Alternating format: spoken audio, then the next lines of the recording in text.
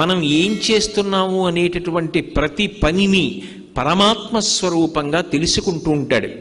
ఒక దీపం ఉందనుకోండి, అది కేవలం కాంతినివ్వగలదు, కానీ సూర్యబింబంలోంచి వచ్చేటటువంటి కిరణములు అలా కేవలముగా కాంతినివ్వడం కాదు, దాని యందు ఒక విశేషమైనటువంటి శక్తి ఉంటుంది.